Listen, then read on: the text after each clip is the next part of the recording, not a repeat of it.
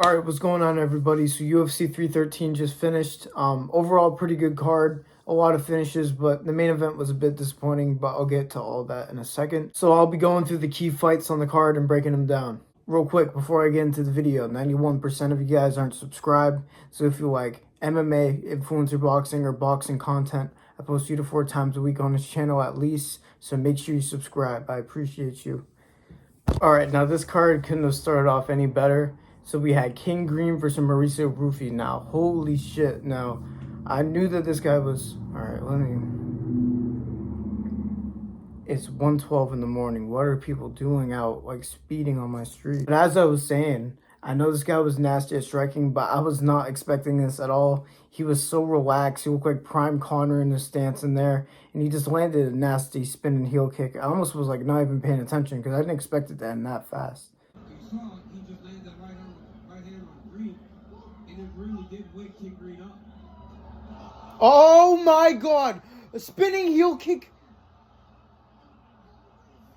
Alright, so the next fight on the card was Turner versus Bahamondes. Now, this fight started off very fast. They started off trading, scrapping, like we thought this fight was going to be a striking matchup. Then, Turner gets Bahamondes on the ground and gets top position, but Bahamondes kept landing vicious ground and pound from the bottom with elbows that affected Turner quite a bit. And then he eventually sunk in a triangle choke in the first round that ended up making Turner tap. It was very sneaky and very well executed. Oh, you get it?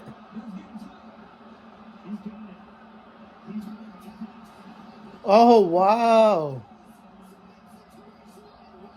Okay. Yeah, great win by Bahamondes. I almost said Bahambug or some shit. It's late. But Bahamondes, if he has striking like that and submission bag like that, he could be dangerous in that division. So I'm excited for what they got for him next. Next fight, Justin Gaethje versus Fiziev. Now, this was a very good fight. Pretty back and forth for the most part because in round one, Fiziev was looking for takedowns all day and controlling the fight in that aspect. And then in round two, they both got into clinch work where Justin Gaethje landed a nasty uppercut in the clinch. Oh, uppercut!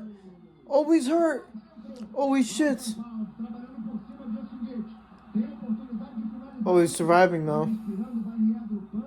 Holy shit, uppercut by Gaethje hurt him bad.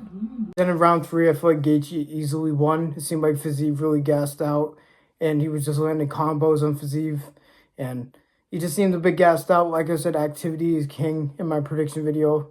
That was like the main feeling I got from this fight. Being out for about 2 years isn't very good against somebody like Gaethje, especially. So, great win by Gaethje. I don't really know what's next for him or Fiziev. It's kind of a weird spot for both of them, but they're both very entertaining fighters, so we'll see. Alright, now the main event. So this was a bit annoying for a bit of couple different reasons. So early on in the fight, Alex Pereira was eating up Ankalaev's leg like I predicted. Like he was struggling, and I'm pretty sure he got hurt pretty badly by a leg kick at the end of round one. But by round two, Ankalaev was starting to time his blitzes better and actually started landing on Alex. Actually hurt Alex at the end of round two. It was getting me a bit nervous. Really good round from the challenger. Oh!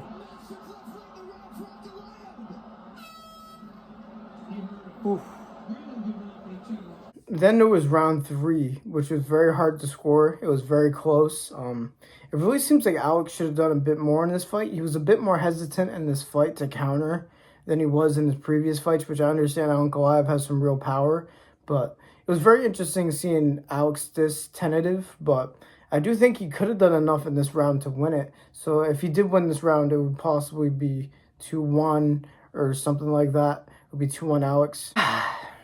Now, this is where I say the division's cooked because in the rounds where he had to win, Ankalaev started stalling. Now, I know a good amount of people are rolling their eyes right now, but there is a difference between working when you're wrestling and stalling somebody against the cage for control time and just holding him there. Sure, he landed some knees, but Alex defended most of them. So he was just stalling up against the cage all round four, by the way. Literally almost every single second of round four, he was pinned against the cage.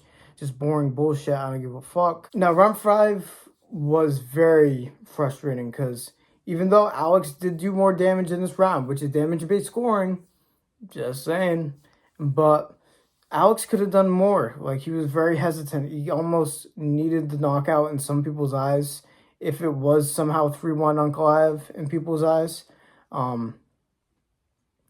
So I think even his corner told him, but he was just a bit hesitant to engage and counter like he usually did. Like against Khalil Roundtree, he was getting tagged, but he eventually got in that flow state with countering, and that's how he ended up ending the fight with Khalil Roundtree.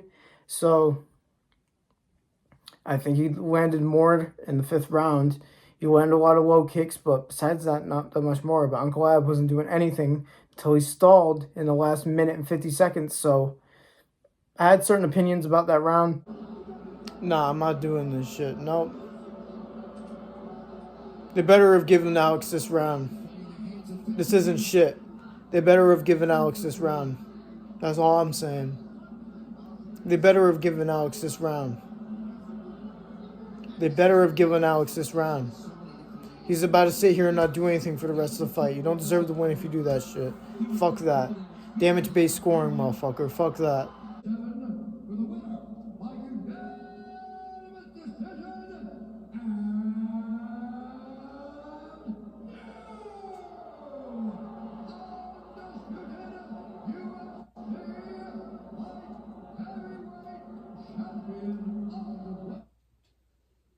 Stalled out the last 2.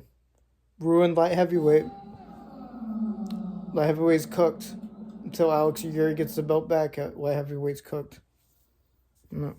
So yeah, based off damage-based scoring, I think Alex should have edged out that fight. I know that round 4 makes things pretty complicated, but yeah, I'm not a fan of the stalling wrestling bullshit. I know that Ankalaev doesn't usually do that, but he did it to secure the win in this thing. Instead of biting down his gum shield and being a warrior, he did this shit. I know you're just saying this sitting on your couch.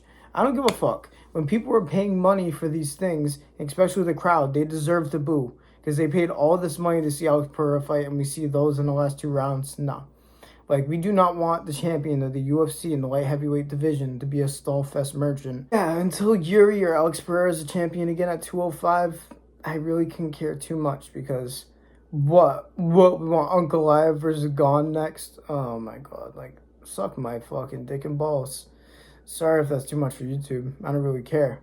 I'm at 147. I just had to watch Alex Pereira get pinned against Cage for the last 2 rounds when I waited all day to see him fight. So yeah, we got another Bilal in the UFC at champion. Hopefully Gon just chins him, I guess, but I could just see him getting leg kicked by Gon and grappling again because Alex is actually pretty lucky he didn't try stalling earlier. Ankalaev started to pressure forward and actually won some of the rounds with his boxing, to be fair, but yeah, Alex was a bit off today. That was a part of the frustration, but at the same time, fuck stalling wrestling. Like, wrestling like Drickus, where they look for finishes, cool. That shit, get the fuck out of here. Championship level, get the fuck out of here. So yeah, UFC 313, man, overall very good. Just a very disappointing main event. It is what it is. The women's fight was atrocious, by the way. I didn't mention it for a reason. But you know, it is what it is. Like I said, ups and downs. So it wasn't a bad event at all. I'm very excited for 314. The press conference was all over the place, especially that Bryce Mitchell and other guy fight. It's too late, man. I'm not mentioning all these names, but make sure you guys like the video, subscribe if you want more UFC videos. It's one of the 3 things I cover. I cover UFC, influencer boxing, like I said at the beginning of the video. So make sure you subscribe if you're into that. I appreciate every single subscription. I'm still a small channel. But thank you guys for listening to me up like usual. God bless every single one of you. And peace out.